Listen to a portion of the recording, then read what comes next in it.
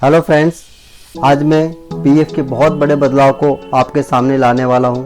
ये बदलाव PF member से है। जैसा कि आपको पता होगा कि पीएफ के रिकॉर्ड में कोई भी बदलाव कराना हो तो पीएफ मेंबर को बहुत ही परेशानी का सामना करना पड़ता है और उसे बार बार पीएफ ऑफिस और कंपनी के चक्कर लगाने पड़ते हैं। तो वीडियो को शुरू करने से पहले मैं चाहूँगा कि आप सभी लोग मेरे चैनल को लाइक और सब्सक्राइब कर लें और साथ ही साथ बेल आइकन को दबाना बिल्कुल भी ना भूलें। पीएफ मेंबर के रिकॉर्ड में name, date of birth, gender, marital status या अदर डिटेल्स में चेंजेस कराना हो तो उसके लिए ज्वाइंट डिक्लेरेशन फॉर्म भर के कंपनी से फॉर्म को अटैच कराने के बाद पीएफ ऑफिस में डिपॉजिट करते हैं। लेकिन उसमें कितना समय लगेगा, चेंज होगा या नहीं होगा, इसका कोई पता नहीं होता था। लेकिन मैं पीएफ ऑफिस को थैंक्स बोलूँगा कि आप ज्वाइंट डिक्लेरेशन फॉर्म को फिजिकली फॉर्म से ऑनलाइन इवन मेंबर पोर्टल पर लेके आए और इससे एम्प्लॉय को बहुत ही हेल्प मिलेगी। उसको पीएफ ऑफिस के और कंपनी के बार बार चक्कर ना लगाकर वो ऑनलाइन कहीं भी बैठकर अपनी इस फॉर्म की रिक्वेस्ट को पीएफ पोर्टल पर डाल सकता है। तो ज्वाइंट डिक्लेरेशन फॉर्म भरने के लिए सबसे पहले एम्प्लॉय का यूएन नंबर एक्टिवेटेड होना चाहिए। यूएन पेज को लॉगिन करने के लिए गूगल पे आपको सर्च करना है www.epfindia.gov.in। इस तरह से आपका पीएफ का होम पेज ओपन हो जाएगा। जैसे कि इसमें आपको क्लिक करना है online claim member account transfer पर। जैसे कि आपके सामने मेंबर ई सेवा पेज ओपन हो चुका है। इसमें आपको UAN number, password and captcha fill करने के बाद साइन पर क्लिक करना है। जैसे कि आपके सामने ओटीपी का ऑथेंटिकेशन पेज ओपन हो चुका है। इसमें आपको वो ओटीपी फिल करना है जो आपका रजिस्टर मोबाइल पर रिसीव हुआ है। 6 डिजिट का ओटीपी होगा और कैप्चा फिल करने के बाद सबमिट पर क्लिक करेंगे। जैसे कि आपके सामने ई नॉमिनेशन पेज का नोटिफिकेशन ओपन हो चुका है। यदि आपने ई नॉमिनेशन फॉर्म अभी तक फिल नहीं किया है तो मैं डिस्क्रिप्शन में आपको इसका भी लिंक दे दूंगा। उस पर आपको क्लिक करके पूरे जो प्रोसेस दिया हुआ है उसके अकॉर्डिंगली ई नॉमिनेशन फॉर्म फिल करेंगे। यदि आप फिल कर चुके हैं तो लेटर पर क्लिक करके होम पेज पर आ जाएंगे।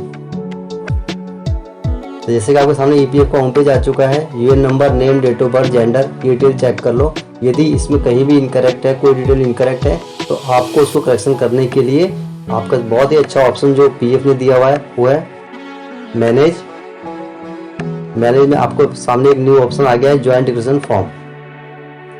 इस पर क्लिक करने के बाद आपके सामने एक सिलेक्ट मेंबर आईडी डिटेल्स आ जाएगी जिसके अंदर जो भी आपकी पास्ट कंपनीज है, जितनी भी कंपनी में आपने वर्क किया हुआ है वो सारी कंपनी के उन सभी का पीएफ अकाउंट नंबर आपको इस पर दिखेगा। आपको सभी पीएफ अकाउंट नंबर पर क्लिक करके उस कंपनी की डिटेल चेक करनी है। उस कंपनी में आपकी डिटेल जो भी अपडेटेड है वो दिखेगा। वो आपको क्रॉस चेक कर लेना है कि वो कोई इनकरेक्ट तो अपडेट नहीं है किसी कंपनी के अंदर। अगर इनकरेक्ट है तो उस अकाउंट नंबर को क्लिक करके उसके against joint declaration form fill करेंगे। तो उसको जैसे कि मैंने एक पीएफ अकाउंट नंबर क्लिक करने के बाद गेट डिटेल पे क्लिक करूंगा तो सबसे पहला पेज जो आपको खुलेगा वो होगा update details.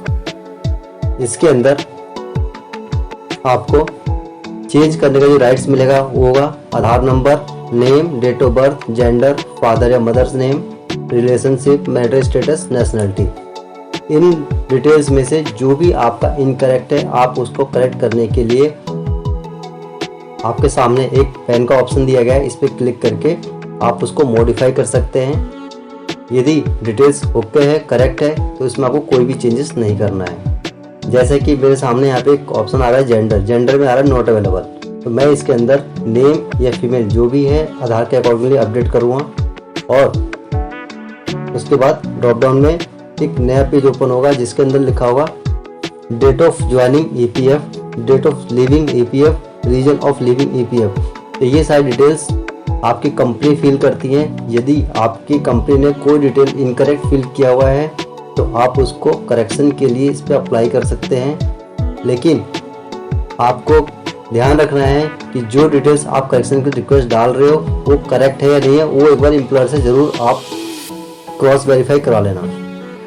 Reason of leaving EPF ये मैंडेटरी नहीं है, आप नहीं फिल करते कोई इशू नहीं है, चलेगा।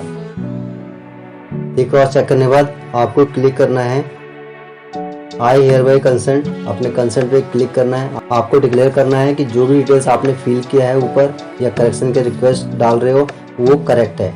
उसके बाद आपको प्रोसीड पे क्लिक करना है। प्रोसीड पे क्लिक करने के बाद आपके सामने एक न्यू पेज ओपन हो जाएगा, अपलोड डॉक्यूमेंट। इसके अंदर जैसा कि आपके सामने दो ऑप्शन शो कर रहा है, डेट ऑफ बर्थ और जेंडर। मैंने 2 की रिक्वेस्ट डाली है चेंजेस के लिए, इसलिए 2 का आ रहा है। अगर आप 3 या 4 की रिक्वेस्ट डालोगे तो 4 ऑप्शन ओपन हो जाएगा। तो डेट ऑफ बर्थ के अंदर जब आप डॉक्यूमेंट 1 लिस्ट ओपन करोगे तो उसके अंदर डेट ऑफ बर्थ करेक्शन के लिए जो जो डॉक्यूमेंट रिक्वायर्ड है वो उसकी लिस्ट आ जाएगी। उसमें से जो भी डॉक्यूमेंट्स आपके पास अवेलेबल है आप उसको स्कैन करके आप चूज फाइल के अंदर अपलोड कर देंगे। और आपको ध्यान रखना है कि ज्वाइंट एप्लीकेशन फॉर्म फिल करने के लिए 3 डॉक्यूमेंट्स मैंडेटरी हैं, तो आप 3 डॉक्यूमेंट्स जरूर इसके अंदर अपडेट करें। जैसे कि जब भी आप ऑफलाइन में ज्वाइंट एप्लीकेशन फॉर्म फिल करते थे तो फिजिकली फॉर्म के साथ साथ आप पैन कार्ड, आधार कार्ड, कैंसिल चेक, 10th का मार्कशीट, ये सभी डॉक्यूमेंट हम फिजिकली सबमिट करते थे। तो सेम उसी तरह से आपको ऑनलाइन पे भी करना है।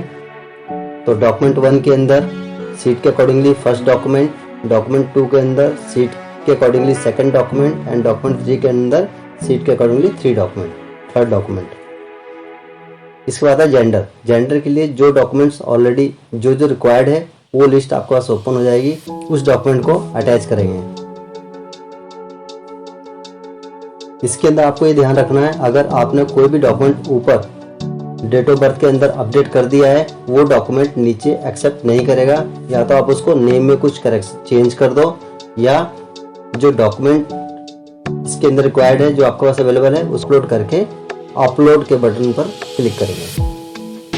तो जैसे ही आप अपलोड पर क्लिक करोगे उसके बाद आपके सामने एक पेज ओपन हो जाएगा, जो थर्ड पेज होगा, व्यू और अपलोडेड डॉक्यूमेंट्स। आप यहाँ वो डॉक्यूमेंट क्रॉस चेक कर सकते हैं जो आपने अपलोड किया है। जैसे कि मैंने 4 डॉक्यूमेंट अपलोड किया है, marksheet issued by board, pan card, other supporting document and other supporting documents. ये आप इसको व्यू डॉक्यूमेंट पर क्लिक करके उस डॉक्यूमेंट को वेरीफाई कर सकते हो कि जो इसके अंदर अपलोड है। इसके बाद आपको कंसर्न बॉक्स पर क्लिक करना है, डिक्लेरेशन देनी है जो आपने डॉक्यूमेंट अटैच किया है या जो चेंजेस की रिक्वेस्ट डाली है वो करेक्ट है अकॉर्डिंग टू योर डॉक्यूमेंट।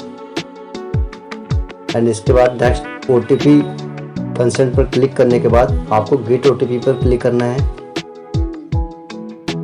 तो नेक्स्ट पेज इस तरह से आपका ओपन हो जाएगा। इसके बाद ओटीपी आपके उस रजिस्टर्ड मोबाइल पर आएगा जो आपका आधार के साथ लिंक है।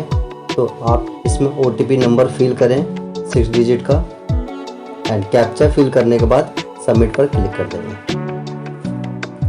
तो जैसे कि आपके सामने लास्ट पेज ओपन हो चुका है, आपके करेक्शन रिक्वेस्ट डल चुकी है इसके अंदर और डिटेल्स दे रहा है कि आपने कौन कौन से करेक्शन के लिए रिक्वेस्ट रेज किए हैं। और ये रिक्वेस्ट आपका सबमिट होने के बाद आपके एम्प्लॉयर के पास जाएगा और उसके बाद एम्प्लॉयर आपका डॉक्यूमेंट और जो उसके पास रिकॉर्ड के अंदर होगा उसके अकॉर्डिंगली वो क्रॉस चेक करेगा। वेरीफाई करने के बाद उसके बाद आपकी रिक्वेस्ट को अप्रूव करेगा और फिर ये रिक्वेस्ट जाएगी पीएफ के पास। पीएफ उस रिकॉर्ड को क्रॉस चेक करने के बाद जब अप्रूव कर देगा तो वो सारी डिटेल्स जो आपने करेक्शन के लिए रेज की हुई है वो सब करेक्ट हो जाएंगे। उसके बाद आप पीएफ ट्रांसफर या पीएफ विड्रॉल जो भी रिक्वेस्ट करना चाहते हैं वो आप सभी रिक्वेस्ट को इजीली कर सकते हैं। तो बहुत बहुत धन्यवाद। आप फिर इस वीडियो को जल्दी लाइक और सब्सक्राइब कर लें जिससे कि मेरी आने वाली सभी वीडियो की नोटिफिकेशन सबसे पहले आप तक पहुंचे। और मेरे बहुत सारी ऐसी वीडियोज हैं जो अभी जल्दी ही लॉन्च होने वाली है, तो आप बिल्कुल भी मिस ना करें, जल्दी से जल्दी सब्सक्राइब कर लें मेरे चैनल को।